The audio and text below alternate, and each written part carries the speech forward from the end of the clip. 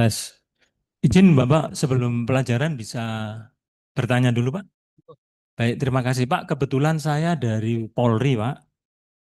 Bulan Desember saya akan purna. Oleh karena itu saya ingin belajar. Kemudian selama saya di Polri sebagai Kasat Reserse pernah, jadi Kapolsek pernah, artinya menangani beberapa kasus.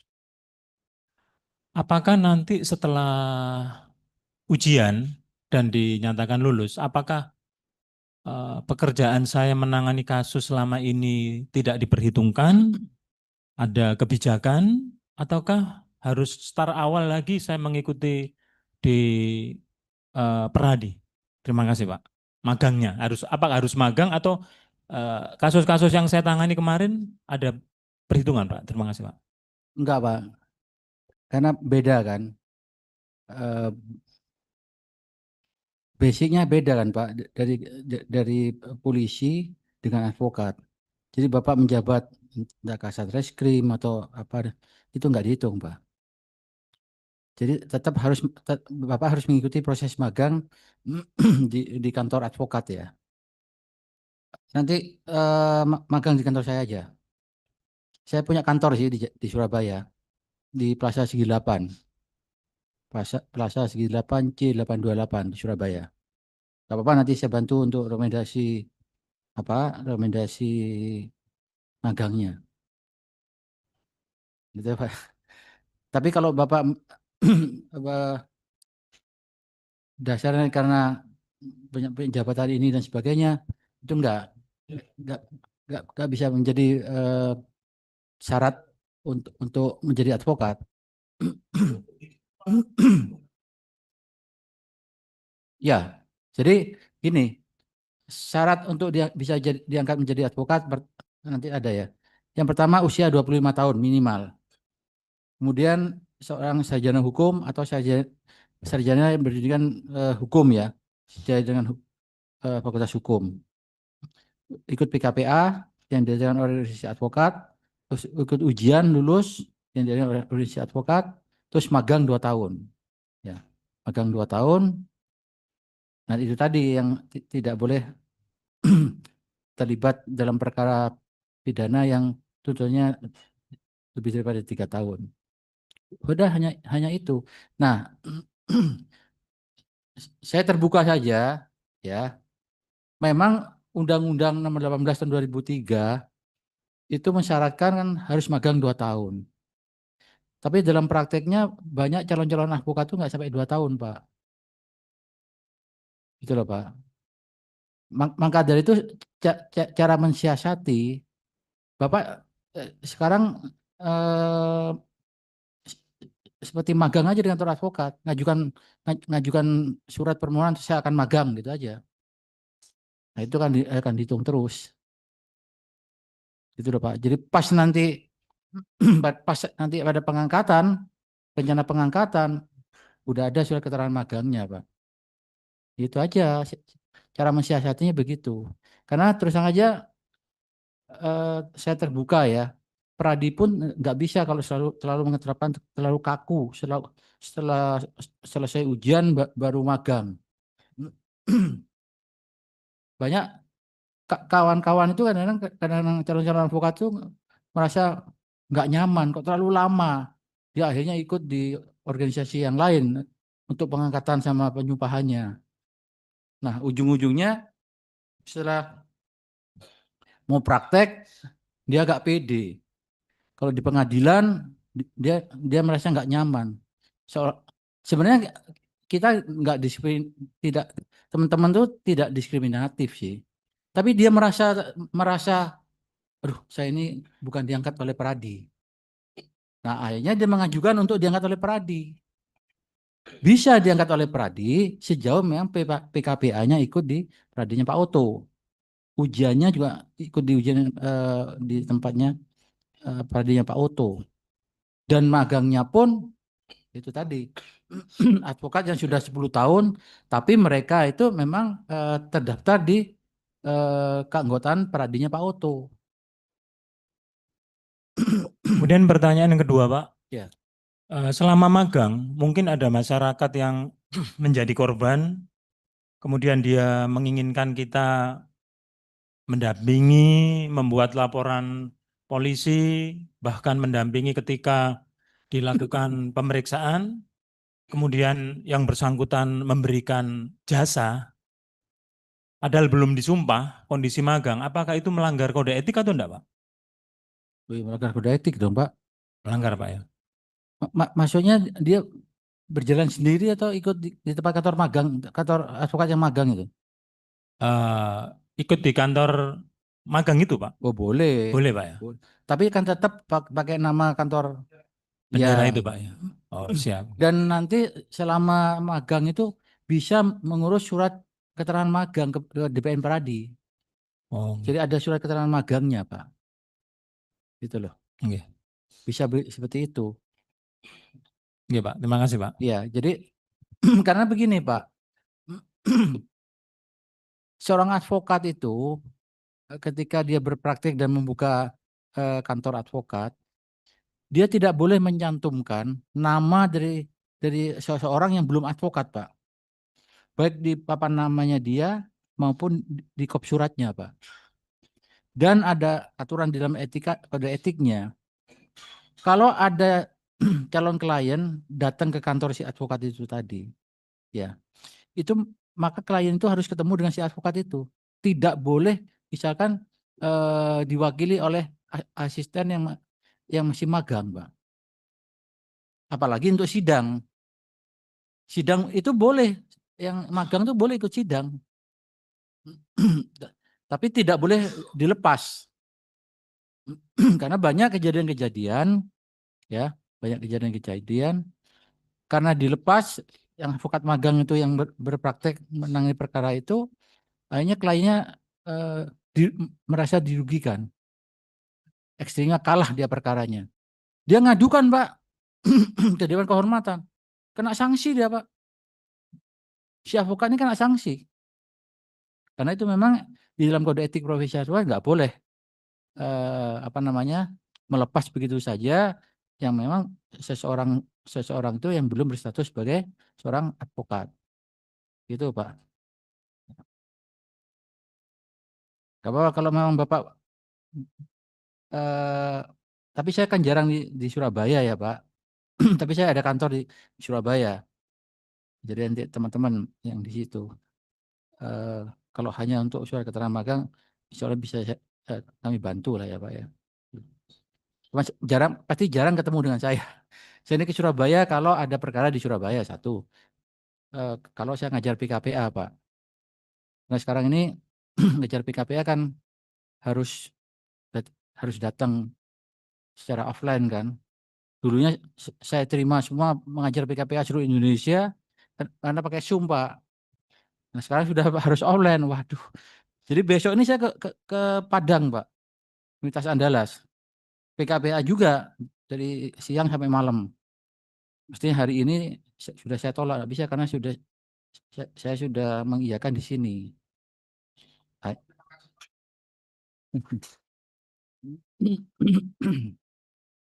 Kenapa?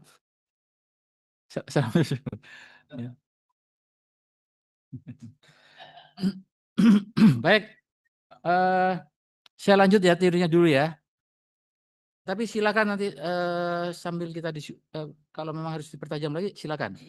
Tapi saya harus masuk pada materi ini karena saya hanya diberi waktu 2 jam ini. Tapi kalaupun nanti begini Pak, kita komit ya. Saya sampaikan di depan dulu. Kalaupun nanti penyampaian materi ini tidak seluruhnya tidak seluruhnya selesai, kan itu materinya kan sudah saya berikan sejak PowerPoint-nya ya. Jadi gini, kalau Bapak nanti perlu pendalaman lebih jauh atau tanya lebih detail, tolong WA saja ke saya. Ya WA, jangan telepon ya Pak, karena telepon itu biasanya pinjol itu Pak. Iya Pak, susah Pak kalau ngadepi salesnya pinjol itu, ngotot Pak. Udah saya nggak butuh uang, saya ini advokat nggak butuh. Oh enggak, Bapak ini dapat fasilitas gini. Payah Pak. Jadi kalau ada telepon yang nggak ada namanya nggak saya angkat Pak. Jadi mohon nanti kalau Bapak mau mendalami sesuatu di WA aja pasti saya balas. Kalau oh gitu ya,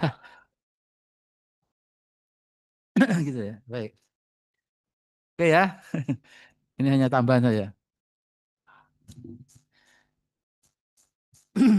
Oke, sekarang masuk pada materinya tentang etika profesi advokat. Atau bisa taruh di sini aja ya, agak kok agak jauh itu ya.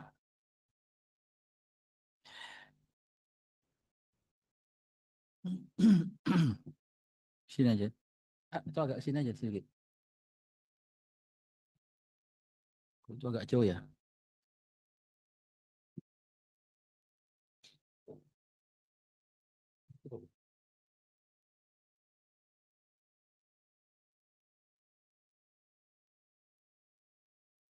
Pakai ini aja deh. Ini kalau pakai ini. Baik, saya saya masuk pada materinya ya tentang etika profesi advokat. Jadi pengertian etika kalau dalam Kamus Bahasa Indonesia itu diartikan tentang etika adalah ilmu tentang apa yang baik dan apa yang buruk, tentang hak dan kewajiban moral atau akhlak. Maksudnya ini adalah akhlak manusia. Jadi saya ulangi lagi, etika itu artinya adalah ilmu tentang apa yang baik dan yang buruk, tentang hak dan kewajiban moral. Hak dan kewajiban moral tentang yang baik dan yang buruk. Ya, itu maksudnya akhlak manusia. Jadi ukurannya akhlak manusia itu baik dan buruk. Orang berakhlak itu kalau ia selalu bersikap benar atau baik. Bisa diartikan bahwa etika itu adalah kumpulan asas-asas nilai yang berkenaan dengan akhlak. Jadi etika itu adalah merupakan kumpulan asas-asas nilai yang berkenaan dengan akhlak. Kumpulan asas-asas nilai ya, yang berkenaan dengan akhlak. Atau bisa diartikan bahwa etika adalah nilai mengenai yang benar dan salah yang dianut oleh suatu golongan masyarakat. Jadi nilai mengenai yang benar dan salah yang dianut oleh suatu golongan masyarakat. Saya ingin tanya ini ya. Masyarakat Indonesia apakah membolehkan seseorang itu mencuri? Gak boleh ya? Clear ini ya? Oke. Masyarakat Indonesia membolehkan tidak kalau orang itu menyuap? Tidak boleh ya? Clear ya? Jadi kalau kita berbicara tentang perbuatan-perbuatan apa kata suap ataukah mencuri, itu masyarakat Indonesia itu memang menolak perbuatan semacam itu. Apalagi Bapak Ibu Saudara sekalian sebagai seorang advokat. Jadi artinya sebagai seorang advokat, Bapak Ibu Saudara sekalian harus menghindari perbuatan-perbuatan yang memang seharusnya tidak boleh dilakukan. Itu prinsip ya. Inilah yang tadi saya katakan tentang akhlak manusia, tentang moral manusia. Ya. Saya selalu mengatakan, kalau Bapak Ibu Saudara sekalian ingin menjadi advokat yang berhasil, jangan sekali-kali melakukan pelanggaran terhadap kode etik profesi advokat. Prinsip itu.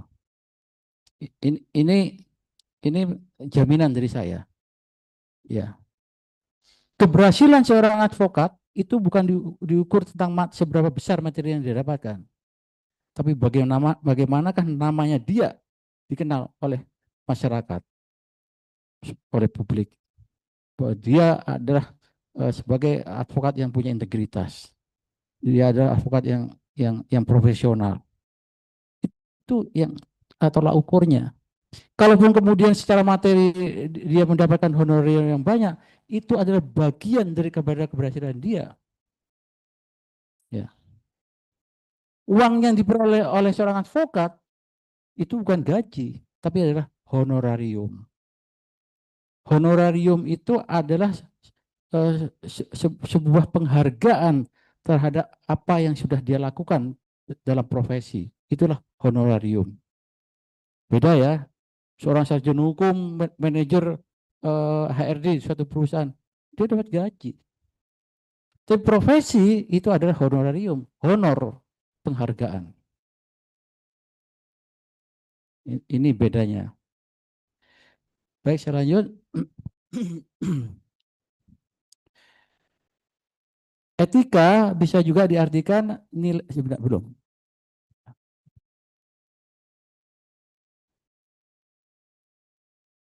Naik lagi.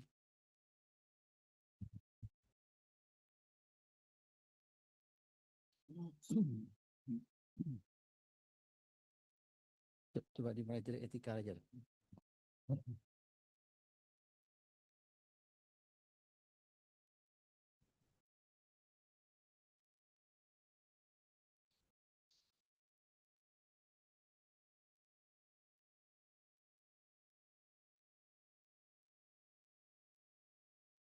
Jadi saya ulangi bahwa etika itu adalah nilai-nilai dan norma-norma yang menjadi pegangan bagi seseorang atau kelompok orang dalam mengatur tingkah lakunya.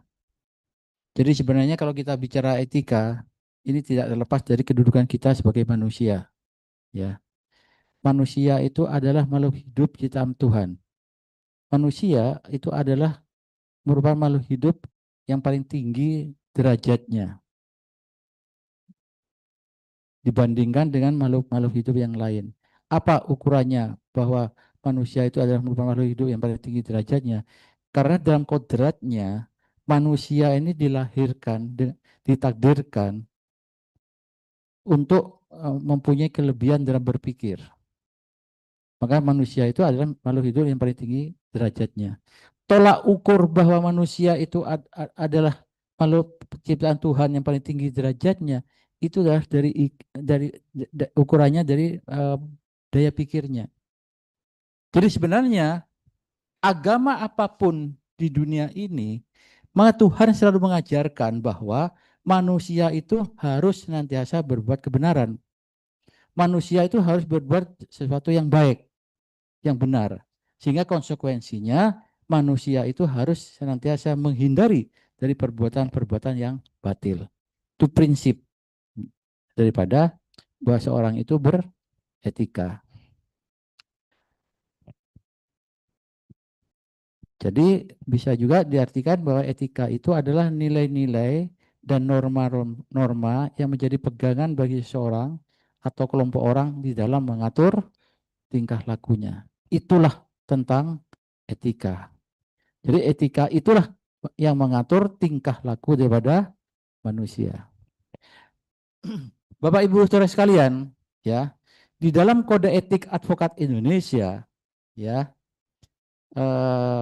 di sana mengatur bahwa sebenarnya etika profesi itu tidak hanya dipakai ketika atau menjadi pedoman ketika ia menjalankan profesinya sebagai advokat. Di dalam Kode Etik Advokat Indonesia disebutkan bahwa sejak seseorang itu menjadi advokat, maka sebenarnya kode etik profesi advokat itu harus menjadi pedoman di dalam hidupnya, di dalam kehidupan sehari-harinya.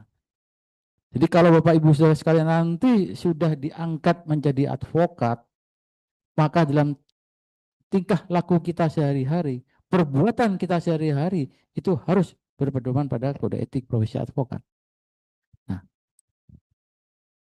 dari keseluruhan kalau kita berbicara tentang etika profesi, ya, kalau disimpulkan sebenarnya Bapak Ibu Saudara sekalian tentang etika itu sebenarnya adalah bagi seorang advokat, ya, bagi seorang advokat, maka syarat utama bagi seorang advokat itu harus bersikap jujur. Ya. Jujur terhadap dirinya sendiri, jujur juga kepada masyarakat. Jadi keseluruhan kalau kita berbicara tentang etika, di situ bicara tentang kejujuran. Jadi seorang advokat itu ketika seorang sarjana hukum nanti sudah diangkat menjadi seorang advokat, maka prinsip utama yang harus dia tegakkan adalah kejujuran. kejujuran terhadap dirinya sendiri, jujur juga terhadap masyarakat. Contoh ini contoh ya. Ini yang paling mudah. Ya. Misalkan begini, satu saat ada pencari keadilan, calon klien datang pada saudara. Dia punya masalah hukum. Dia datang pada saudara, minta dibela perkaranya. Dia menjelaskan posisi hukumnya. Saudara sebagai seorang advokat pasti mendiagnosa duduk permasalahannya.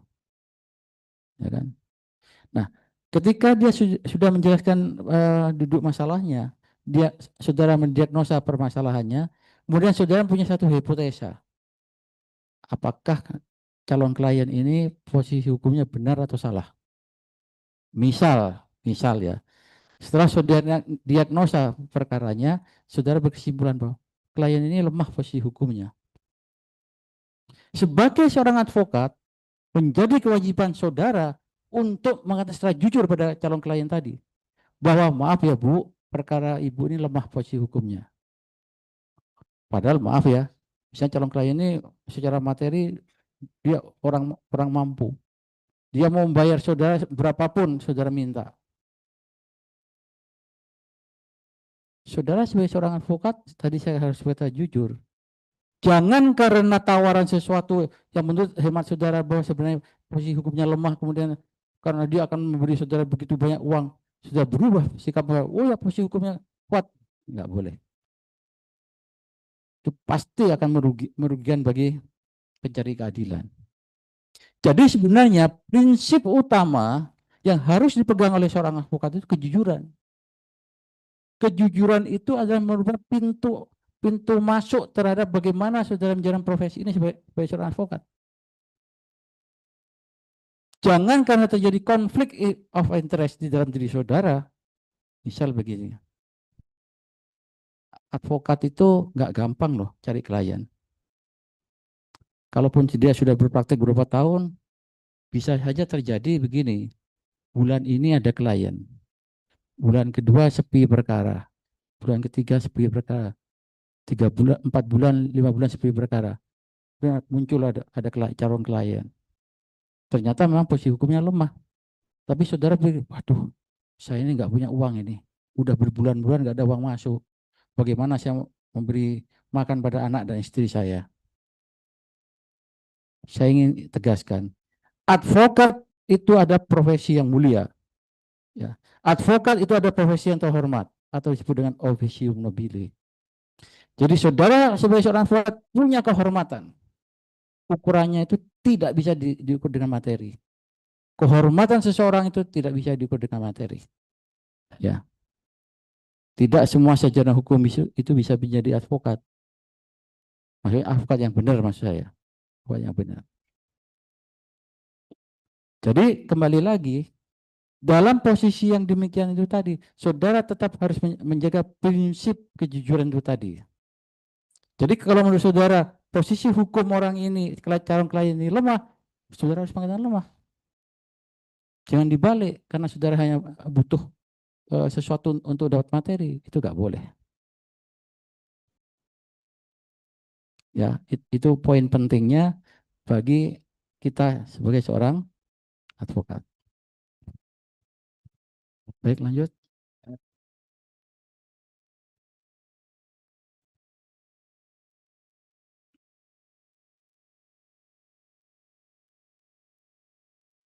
Jadi begini ya. Dalam posisi tadi saya katakan seorang advokat itu adalah profesi yang mulia. Seorang advokat, profesi advokat adalah profesi yang terhormat atau disebut dengan officium nobile. Jadi begini. Kalau pada satu saat ya, Bapak Ibu Saudara sekalian, sudah berpraktek sebagai seorang advokat, didatangi oleh calon klien, datang pada saudara, menjelaskan duduk permasalahannya yang dihadapi. Nah, setelah diagnosa, saudara berkesimpulan bahwa calon klien ini harus dibela, hak asasinya.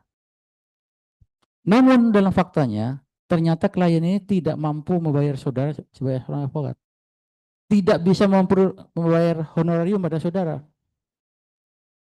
Nah, saudara sebagai seorang advokat, kalau berhadapan dengan klien yang demikian itu, wajib hukumnya membela. Meskipun saudara tidak bisa menerima honor dari calon klien itu tadi. Dan pembelaan saudara sebagai seorang advokat itu harus sama seperti halnya ketika saudara membela perkara klien yang bisa membayar honor pada saudara. Jadi pembelaannya pun harus first class. Tidak boleh diskriminatif. Itulah kehormatan daripada seorang advokat.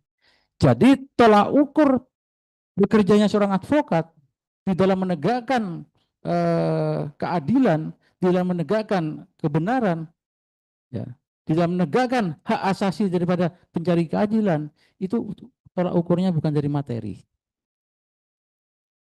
Jadi maksudnya ketika saudara berhadapan dengan calon klien yang seharusnya dibela hak asasinya, tapi dia adalah orang yang tidak mampu secara finansial, maka saudara menjadi wajib hukumnya bagi saudara untuk membelanya.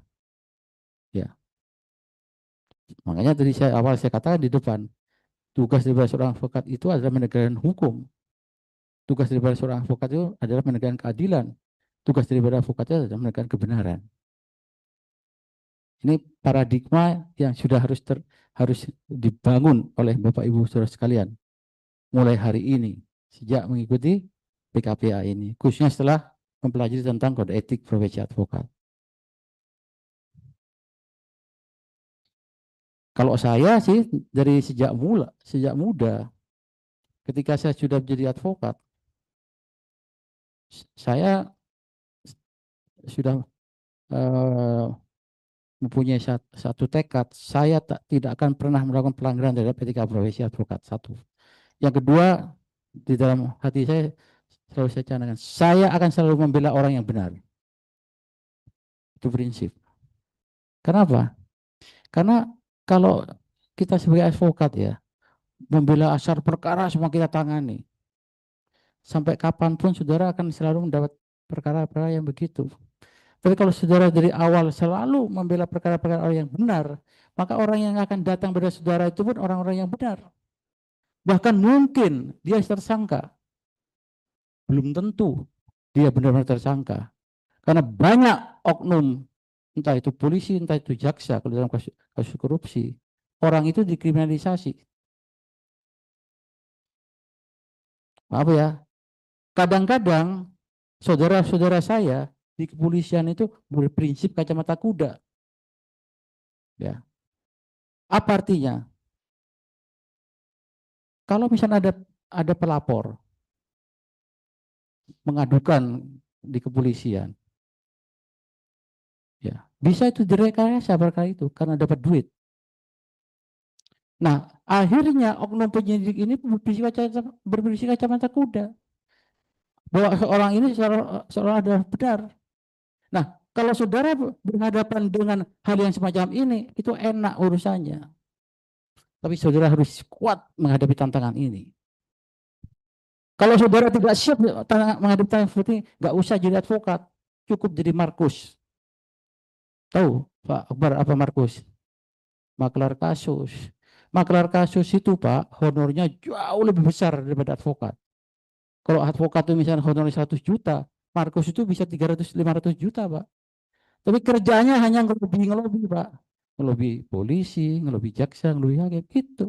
Tapi tidak punya kehormatan. Tapi saudara sebagai seorang advokat punya kehormatan. Karena posisi saudara sebagai seorang advokat itu mewakili kepentingan publik, mewakili kepentingan masyarakat di dalam rangka untuk memperjuangkan hak asasi manusia. Jadi begitu Pak. Kalau misalnya Bapak ada perkara di kepolisian, kita kan tahu kan, apakah penyidik ini objektif atau tidak. Kita tahu.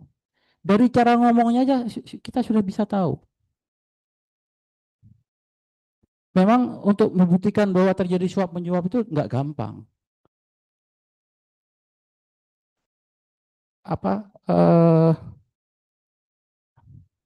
Kalau saya agak ekstrim begini, kita bisa tahu wah ini polisi ini masuk angin ini. Kalau masuk angin bahasa ekstrim kan orang kentut, Pak. Dia bilang masuk angin aja. Berarti nggak bersikap objektif. Nah, jadi kalau menghadapi semacam ini, cara untuk menghadapi ini apa? Makanya seorang advokat itu harus berkualitas. Ya. Jadi seorang advokat itu harus berkualitas. Jadi apa itu polisi, jaksa dan hakim? Kalau dia misalnya sudah masuk angin, jadi begini, seorang advokat yang berkualitas berhadapan dengan polisi, ajak bicara itu polisi. Makanya Bapak harus tahu betul apa tuduhannya sehingga dia menjadi tersangka. Baca dasar hukumnya, baca undang-undangnya, ajak bicara itu penyidik. Ya, ajak bicara, jelaskan. Tapi kalau ternyata dia tetap bertahan, ya sudah, Bapak naik lagi ke atasnya, entah ke kasar reskimnya. Kalau tetap masih masuk angin, naik ke Kapolresnya. Kalau masuk angin, masuk ke Poldanya. Ada caranya untuk menghadapi persoalan ini. Kalau masih tetap bertahan seperti itu sampai ketika di Polda, bawa ke Biro Sidik Mabes Polri. Itu caranya. Tapi Bapak jangan berprinsip pokoknya, jangan. Harus objektif di dalam melihat persoalan. Jangan karena membela klien Bapak seolah-olah paling benar. Jangan. Harus dilihat secara benar. Oleh karena itu, berhadapan dengan klien pun, Bapak sebagai orang advokat harus minta pada klien Bapak untuk berbicara jujur. Karena kalau tidak jujur, maka akibat hukumnya apa? Maka upaya hukum yang akan Bapak lakukan juga akan jadi salah. Tapi kalau betul-betul dia jujur mengatakan apa yang terjadi, Bapak akan benar upaya hukum yang akan dilakukan. Jadi kita pun sebagai seorang advokat harus pandai-pandai untuk meminta pada klien kita untuk berkata jujur. Tujuannya apa? Biar tidak salah. Kan profesi advokat ini sama dengan dokter, ya kan? Kalau orang sakit perut misalkan, dia butuh pada seorang dokter, dia cari dokter, datang kepada dokter, dia harus mengatakan, dok, perut saya sakit. Maka fokus dokter itu pada perut si pasien. Jangan pasiennya itu sakit perut tapi ngomongnya kepalanya pusing. Salah nanti diagnosanya, ngobatinnya juga keliru. Sama dengan seorang advokat. Jadi harus mencari apa namanya informasi yang benar terkait dengan apa yang dihadapi oleh klien kita. Yakinlah Indonesia ini meskipun ada banyak yang tidak baik, tapi banyak juga yang masih baik. Ya, apa itu di kepolisian, di kejaksaan dan di pengadilan banyak juga orang-orang yang baik. Ya, banyak juga orang yang baik. Nah, maksud saya Bapak Ibu saudara tetaplah menjaga integritasnya sebagai seorang advokat. Ya, polisi bisa diajak bicara, jaksa juga bisa bicara, hakim juga begitu. Jadi tugas daripada seorang advokat di dalam persidangan, bagaimana Bapak sebagai seorang advokat harus bisa meyakinkan hakim. Maka dari itu kenapa advokat itu harus magang. Maksud begini, ada cara untuk sidang di pengadilan. Contoh misalkan pemeriksaan saksi, ya, entah saksi yang didatangkan oleh jaksa atau saksi yang didatangkan dalam perkara perdata oleh pihak lawan. Nah tentunya untuk menanyakan pada saksi ini harus punya keahlian untuk bertanya. Enggak penting asal tanya enggak. Makanya kalau dalam perkara pidana, Bapak Ibu Saudara sekalian kalau mau sidang pidana, kalau pemeriksaan saksi dari jaksa, Bapak harus minta BAP-nya. Baca itu saksi yang besok akan sidang akan dihadirkan di saksi. Jadi ngerti. Jadi sedapat mungkin ada pertanyaan yang arahnya nanti jawabannya daripada saksi itu menguntungkan bagi klien Bapak. Itulah maksudnya bahwa tugas daripada seorang advokat di pengadilan itu harus bisa meyakinkan hakim bahwa dalil-dalil yang dia perjuangkan itu adalah benar. Bukan kalau perlu datangkan seorang ahli. Bukan ahli bersaksi maksudnya. Sarjana yang betul-betul ahli bidangnya. Datangkan itu dalam rangka untuk meyakinkan hakim. Kalau perlu berpedoman pada satu literatur pendapat seorang ahli. Kalau saya, karena usia saya sudah usia 60-an ya, saya kalau saya lihat di Google nggak bisa. Kalau saya ada satu masalah yang saya nggak begitu paham, saya mesti datang ke Gramedia. Saya cari literatur di situ, saya beli. Nah, itu jadi sumber penguat terhadap dalil-dalil yang akan kita perjuangkan di persidangan. Itulah yang tadi saya katakan dengan kualitas itu tadi. Itu ya. Oke, lanjut.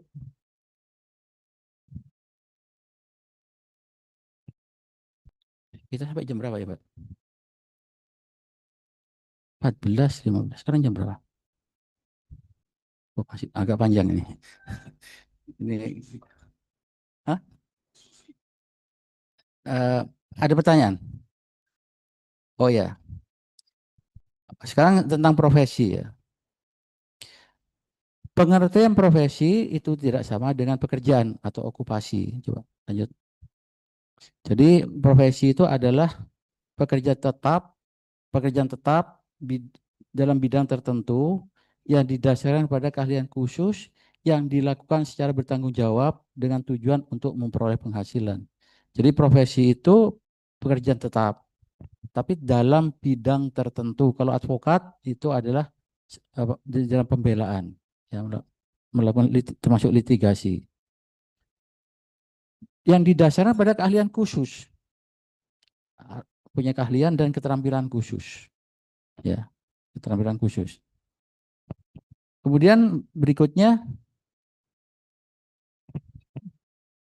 oke. Nah, ini sekarang kriteria profesi.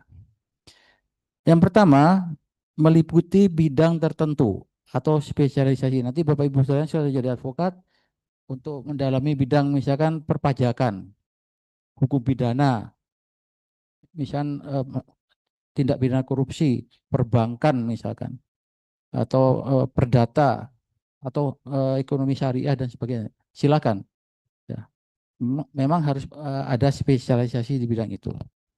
Kemudian didasarkan yang kedua, kriteria daripada profesi itu didasarkan kepada keahlian dan keterampilan khusus.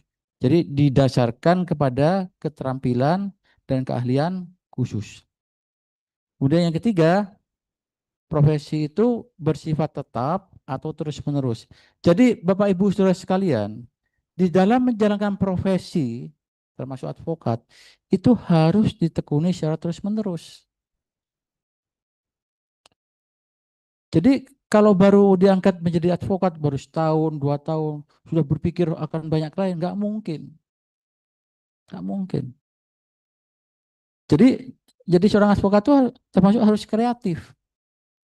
Nah, salah satunya agar supaya bisa dapat klien, contohnya misalkan. Bapak Ibu Saudara kalian kalau sudah diangkat menjadi advokat oleh Pradi, jangan tetap tetap aktif di Pradi. Misalnya Bapak Ibu sekalian seperti Pak siapa tadi di belakang itu di Jakarta Utara, aktif di Pradi Jakarta Utara. Di Bapak di Surabaya, aktif di Pradi Surabaya. Karena di Pradi itu pengurusnya pasti advokat. Nah, siapa tahu dia sebagai seorang advokat dia sibuk, dia punya perkara sidang misalkan, diberi substitusi pada Bapak. Atau kalau dia semakin percaya, masuk di surat kuasa dari sejak awal. Bapak di samping menambah ilmu, tapi dapat honorarium karena menangani perkara itu. Caranya begitu. Nggak mungkin pertama langsung dikenal oleh publik, nggak mungkin. Nah, kalau magang dulu, bahkan kalaupun sudah diangkat menjadi advokat, magang pun nggak apa-apa.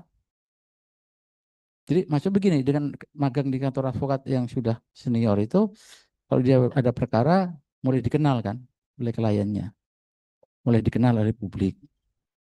Caranya begitu. Caranya begitu.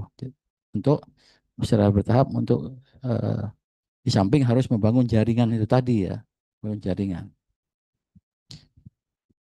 Terus bersifat tetap atau terus-menerus. Jadi profesi ini harus ditekuni secara terus-menerus. Nggak boleh berhenti, nggak boleh putus. Karena waduh kok sepi perkara ya. Saya ngelamar aja di satu perusahaan sebagai HRD. Nggak bisa. Saudara harus tekuni terus-menerus. Memang butuh waktu, butuh waktu. Gak mungkin langsung banyak perkara, butuh waktu. Tapi harus ditekuni 100%. Semakin lama saudara menekuni profesi ini, saudara semakin insting sebagai advokatnya semakin tinggi. Tapi kalau sudah saudara merasa, aduh, susah ya dapat klien. Ya memang nggak gampang jadi klien. Karena profesi ini profesi kepercayaan, trust. Dan kalau Bapak Ibu Saudara sekalian baru jadi advokat setahun, 2 tahun, 3 tahun, udah langsung mulai dikenal, nggak mungkin lah, butuh waktu. Oleh karena itu, magang di kantor advokat itu perlu. Dia mulai dikenal oleh masyarakat. Kalaupun ada perkara-perkara yang menjadi perhatian publik, kalaupun saudara diajak menangani perkara itu, tidak didapat honor, terima. Karena perkara-perkara yang menjadi perhatian publik itu justru akan diekspos oleh media. Di situ Bapak mulai dikenal oleh masyarakat. Itu cara. Kreativitasnya harus begitu, Pak.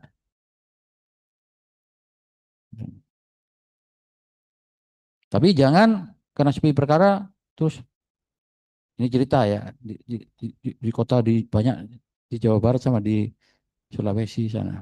Perkara nggak ada perkara, advokat nggak ada perkara, datang ke pengadilan agama. Wah, duduk-duduk di pengadilan agama. Nunggu di ruang tunggu. Lihat kiri, kanan, belakang. Wah, ini ada perempuan datang ini. Kayak janda ini. Berdiri. Bu, Ibu ada perkara apa, Bu? Saya advokat, Bu. Ibu ada perkara perjalanan. Saya bela, Bu. Itu nggak boleh. Jadi advokat itu nggak boleh cari perkara. Jadi biarlah masyarakat pencari keadilan itu yang datang pada seorang advokat, bukan advokat yang datang kepada mencari kasus, nggak boleh. Terus apalagi dia pakai jasa makelar gitu, datang ke daerah-daerah untuk menawarkan siapa yang punya perkara bisa ditangani, nggak bisa. Itu yang lebih ngeri lagi kan, ada advokat punya mobil Xenia misalkan, nanti di kacanya itu dikasih gambarnya dia, wah ada fotonya dia. Terus ada menerima bantuan hukum, cerai, warisan, rumah tangga. Di mobilnya jalan kemana-mana ada fotonya dia. Kan nggak terhormat itu. Janganlah itu dilakukan. Orang itu tidak bukan semakin simpatik, malah mentertawakan kalau cara seperti itu. Dikira kan dia akan dapat kasus, enggak lah. Jadi menjadi tidak ada harganya seorang advokat yang dengan cara-cara seperti itu. Advokat kok ada ditaruh di mobil dan sebagainya. Enggak lah. Ini profesi yang terhormat, profesi yang mulia. Kalau misal ada fotonya advokat di mobil itu kan nggak ada bedanya dengan orang tua jualan tahu gejrot itu loh. Ya, apanya?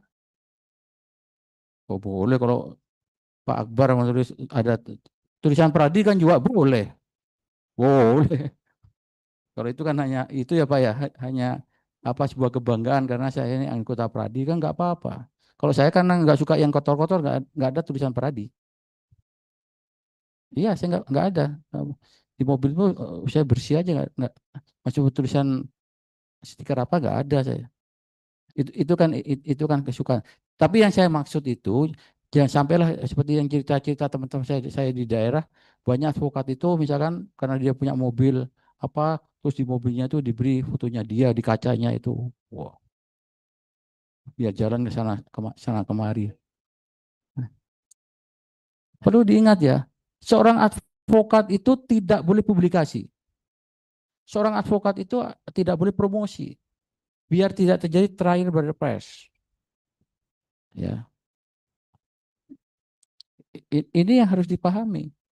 Kalau model sekarang ini sekarang mungkin pakai YouTube atau apa gitu, konten-konten apa gitu kan. Wah, saya ini advokat yang bersama-sama dengan wanita banyak gitu. Mandi di pinggir kolam dengan wanita banyak. Itu kan nggak terhormat itu. Itu pelanggaran etika sebenarnya. Oh, iyalah, masa bersama cewek pakai bikini harus diekspos. Apanya? Apa itu, Mas? Hah? Oh, gitu. Oh, jangan jangan gitulah. Itu tendensius. Ada Pak Polisi loh, Polda nanti dilaporin loh. Oke, Pak, ini loh Pak, saya mau tanya terkait etika. Tadi kan Bapak bilang kita itu jangan asal terima kasus kalau kasus itu dirasa tidak ada unsur kemenangan, gitu loh Pak. Kan harus kita pelajarin dulu, betul ya Pak ya? Nah, ini ada sih ini dengan lawyer yang sama. Saya nggak nyebutkan siapa, cuman sebelum saya belajar profesi advokat, dia ini sebenarnya bapaknya ini salah satu lawyer ternama di Surabaya. Saya nggak nyebutkan. Dia punya anak. Kebetulan temen anaknya itu teman saya nongkrong lah. Dia juga dulunya seorang entertainment gitu loh. Dan dia sekarang jadi seorang lawyer. Dia di mata saya terlalu rakus sebagai lawyer. Saya ada kasus saudara saya ini ada penggelapan barang Pak. Dia itu punya moda transportasi. Kebetulan dia tuh ngirim pakan pakan udang ke Jawa Barat. Ternyata pakan udang itu digelapkan sama supirnya gitu loh Pak. Nah, dia melalui apa eh, Polres Probolinggo atau gimana saya kurang paham, lupa Pak ya. Intinya udah dipelajarin, ditanyain semua, diterima. Oke, tak kerjakan kasusmu. Ya. Dan dia minta uang di depan Pak Tisno. Minta uang di depan, angkanya lumayan fantastis. Saudara saya karena ngelihat saya dan itu teman saya, iya bro, ya kata macam-macam ya tak hajar ada ini. Dan bener. Setelah ditransfer semua, padahal namanya advokat biasanya kan perjanjiannya kan per perkara atau termin ya Pak ya. Pertama katakanlah diangkat 30 contoh. Pertama termin pertama 10. Setelah itu jalan buat koordinasi dan lain-lain. Termin kedua. Itu dia minta di depan semua dan diamini sama saudara saya. Awal mula biar kelihatan yakin dia koordinasi sama Polres Pasuruan. Koordinasi. Ada dia apa foto ke penyidiknya buat laporan kan. Laporan dulu si penggelapnya tadi. Setelah buat laporan, sudah dia sekali tok buat laporan itu. Setelah itu dia menghilang seperti setan. Di WA saudara saya nggak bales, di telepon nggak diangkat, alasan di WA balik saya lagi sidang. Nah, oh nggak apa-apa, oke. Sesibuk-sibuknya lawyer, pasti kan malamnya juga dibales toh Pak. Sampai akhir sampai disamperin ke kantornya di Surabaya juga, saya nggak nyebutin Pak. Itu nggak ditemuin. Nah, seperti itu, apakah klien itu bisa melaporkan si lawyer itu kode etik, Pak ya? Oh iya, udah pasti. Bukti bukti transfernya ada semua, Pak. Ya, sudah cukup. Jadi nanti si kliennya itu mengadukan ke Dewan Kehormatan. Kalau dia tinggalnya di Surabaya, ke Dewan Kehormatan Pradi di Surabaya. Ya, di mana dia terdaftar sebagai anggota Pradi. Itu. Saya harus cek dulu bapaknya anggota Peradi nggak? Kayaknya anggota Peradi karena pada saat kemarin eh, anaknya nikahan itu hampir semua lawyer se-Jawa Timur datang semua sih. Kalau bukan anggota Pradi langsung dilaporkan polisi aja. Karena kalau yang lain jelas nggak jelas nanti. Pendekatan etikanya Kayaknya pasti nggak jelas. Tapi Dewan kalau Pradi saya Perwakilan. jamin. Ya, tapi kalau bukan Pradi, mendingan langsung Dan dua kasus loh Pak. Satu lagi kasusnya dia tuh nanganin hutang piutang. Hutang piutang nominalnya lumayan M. Dia persuasif, dia deketin ke Jakarta persuasif dan si punya utang itu mau bayar tapi dicicil. ya. Pertanyaan saya, uangnya itu ternyata selama ini sudah masuk ke rekening orang itu. Si pencari keadilan ini baru sadar gitu loh. Ternyata uang itu kan harusnya kan nggak gitu dong, Pak. Kalau ada si tergugatnya itu harusnya transfer ke pencari keadilan itu enggak transfernya ke rekening advokatnya. Padahal di perjanjiannya enggak seperti itu. Katanya ya kita kumpulkan dulu nanti kalau udah lengkap kita transfer. Nah, teman saya ini enggak terima. Apakah teman saya juga bisa melaporkan itu? Jadi begini, memang karena dia itu menjalankan profesi, memang sebaiknya dilaporkan dulu ke Dewan Kehormatan. Tapi tidak menutup kemungkinan kalau cerita itu tadi uang dari lawan kliennya ditransfer ke si advokat itu Iya. pasti itu penggelapan. Unsur penggelapnya kuat. Tapi memang aturannya harus dilaporkan ke Dewan Kehormatan dulu. Nanti akan diputus bahwa dia juga bersalah. Nah, oleh karena itu baru berikutnya dilaporkan pada polisi. Penggelapannya itu tadi. Dan Nah, uang itu sempat dititipin saya, Pak. Saya nggak tahu. Sempat dititipin saya buat beli Bitcoin kemarin. Dan jadi saya, begini, ingin saya sampaikan, Bapak Ibu Saudara sekalian, seorang advokat itu sebenarnya eh, bebannya lebih berat kalau dia diputus melanggar etika daripada melanggar tindak pidana. Ya, jadi saya tidak perlu cerita satu advokat yang terkenal kena sanksi sekian bulan oleh Peradi. Setelah itu dia sepi perkara dari luar negeri. Di luar negeri tidak percaya, padahal dia hanya dikena sanksi eh, tidak boleh berpraktek skorsing selama 3 bulan. Tapi investor di luar negeri sudah nggak percaya lagi. Jadi di negara-negara maju itu lebih cenderung percaya pada tentang sanksi etik daripada putusan pengadilan. Karena memang profesi advokat itu pedoman tertingginya pada kode etik profesi. Baru setelah itu aturan perundang-undangan. Begitu ya Pak Akbar ya. Jadi kalau orang itu sudah kena pelanggaran etika, kena sanksi Dewan Kehormatan, orang sudah tidak percaya lagi. Tidak percaya lagi. Maka dari itu kan kenapa sekarang ini banyak organisasi advokat itu tadi. Untuk menghindari dia dikenai sanksi pelanggaran etika, dia loncat ke organisasi yang lain. Di sana dia dibebaskan. Itulah kondisi advokat di Indonesia sekarang. Tapi kan saya harus bicara dari sisi profesi advokat yang benar. Ya. Contoh misalnya tadi Pak Akbar atau siapa yang menunjukkan ada advokat yang sampai berdiri di atas meja persidangan. Siapa? Pak Johan tadi ya. Itu kan salahnya Mahkamah Agung. Menurut hemat saya salahnya Mahkamah Agung. Karena ada surat Ketua Mahkamah Agung nomor 073 tahun 2015 itu yang membolehkan semua calon advokat yang disumpah oleh pengadilan tinggi tanpa melihat dari mana organisasinya. Yang terjadi itu terjadi. Menurut hemat saya bahwa persoalan sumpah itu kan persoalan hubungan seorang manusia dengan Tuhan. Nggak perlu ada administratifnya oleh pengadilan tinggi. Tapi sekarang kan enggak. Sekarang ini kayaknya berita acara sumpah di pengadilan tinggi itu menjadi segala-galanya. Menyangkut tentang apakah seorang advokat itu diberhentikan atau tidak dari profesi seorang advokat, itu adalah tanggung jawabnya organisasi profesi advokat. Bukan Mahkamah Agung. Nah, ini blendernya Mahkamah Agung. Ketika si Firdaus Aubowo itu naik itu. Tuh, malu itu Mahkamah Agung menurut sama saya.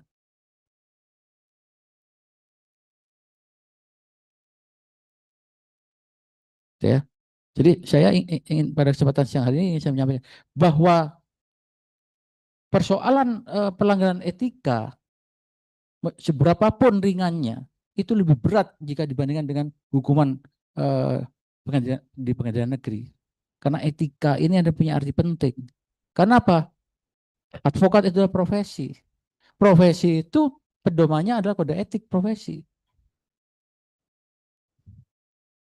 Jadi kalau saudara berpikirnya adalah visioner dan global, saudara harus hati-hati di dalam menggunakan kode etik profesi. Jangan sampai saudara dituduh dilaporkan ke Dewan Kehormatan. Kalau saudara visioner berpikirnya, kalau saudara ingin menjadi advokat yang besar.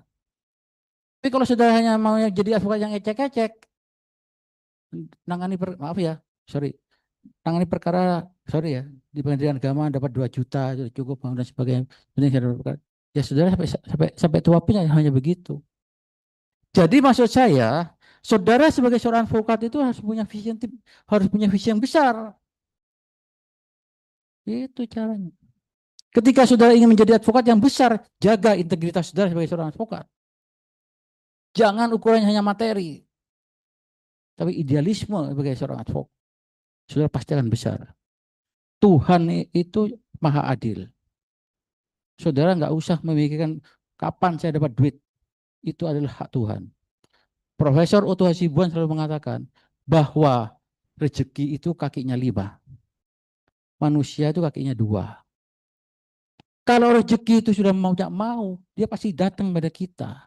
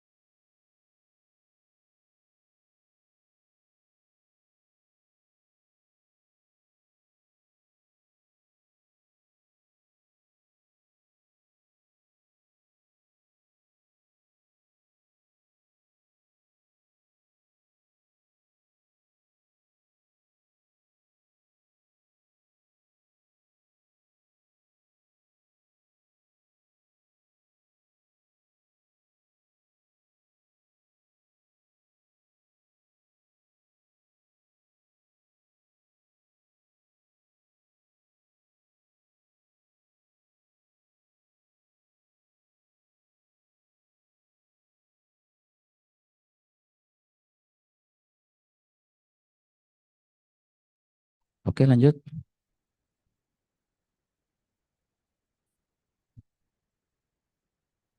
Ya. Unsur daripada profesi ya.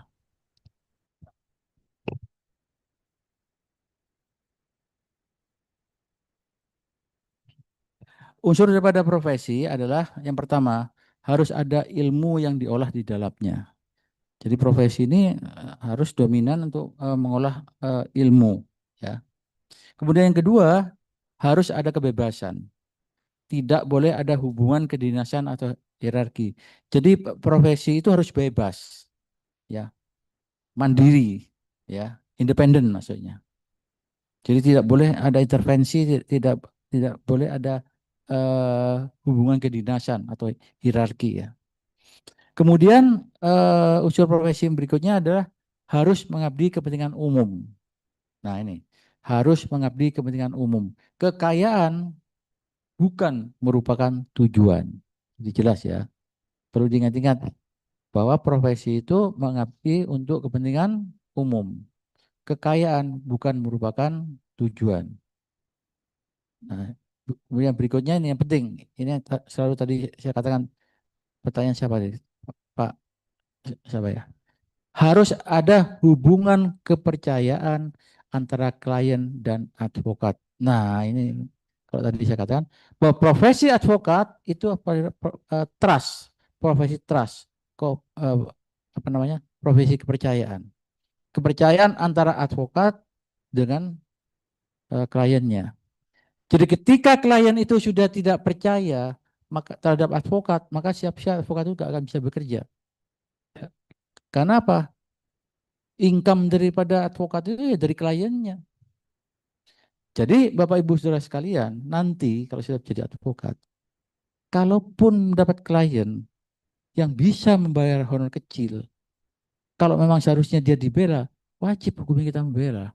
Bahkan kalaupun dia tidak bisa membayar honorarium pada kita, kalau memang harusnya dibela, harus dibela. Begitu. Jangan karena nggak ada duitnya, nggak saya bela. Jangan. Ketika saudara membela perkara orang yang benar tadi, meskipun tidak bisa membayar honorar kepada saudara, ketika yang perkara yang saudara tangani orang itu tadi, klien itu tadi saudara bela, dan memenangkan perkara itu sebuah kebanggaan. Nama saudara akan dibawa kemana-mana. Saya punya perkara dibela oleh Pak Akbar tanpa membayar, tapi bisa memenangkan perkara saya. Begitu, bawa kemana-mana. Berarti Pak Akbar itu orang hebat dong itu. Membela perkara orang yang miskin pun bisa dia menang. Nanti kalau sudah waktunya orang yang tidak bisa membayar itu dia akan dengan sendiri akan bisa akan mendatangkan orang yang bisa bawa perkara yang jauh lebih besar berlipat-lipat.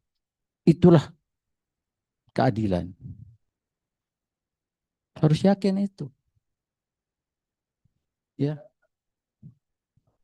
Apa?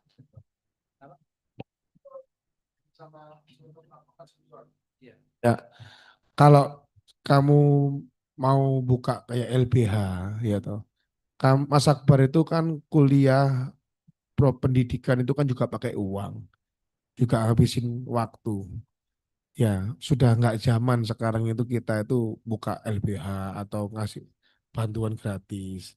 Kita itu kan profesi juga butuh apa tenaga, pikiran dan lain-lain gitu. Kecuali memang Mas Akbar sudah nggak butuh uang. Saya sempat punya pikiran sama Pak Johan juga awal mula kita masuk di ilmu hukum. Saya ini basicnya itu saya pengusaha kuliner, saya punya spa, saya juga entrepreneur, saya startup juga, saya main trading Bitcoin juga. Saya tertarik untuk ilmu hukum ini dan saya ingin bantu teman-teman yang memang terjebak sama ya salah satunya kayak teman saya yang dia dikibulin sama teman saya itu saya ingin bantu. Nah, tapi ada senior yang ngomong nggak ada Mas Akbar sekarang itu gratis. Oh, saya konsultasi online aja ada angkanya kok. Seperti itu. Gimana pendapat Pak Trisno dengan opini seperti itu, Pak? Gini ya Mas Akbar ya. Saya duduk di sini, apa yang saya katakan dari tadi, itu yang saya perbuat dari sejak dulu. bukan sebuah kemunafikan yang disampaikan saya dulu di forum ini. Jadi apa yang saya katakan itu juga sebuah testimoni saya, gitu loh. Saya sebagai advokat memposisikan diri sebagai advokat yang punya idealisme. Saya ini advokat yang tidak pernah mau bermain suap dengan polisi, tidak mau main suap dengan jaksa, tidak bermain suap dengan hakim. Itu saya. Kalaupun saya menjadi konsultan hukum di suatu departemen, tak perlu saya sampaikan ya, departemennya. Saya menjadi konsultan hukum di suatu departemen untuk kasus-kasus korupsi di seluruh Indonesia, ya, di mana dia departemen paling besar terima anggaran APBN, perkara-perkara korupsi APBN ya. Saya nggak pernah main suap dengan hakim, nggak pernah main suap saya. Kalaupun saya memenangkan perkara itu karena saya berkualitas sebagai seorang advokat.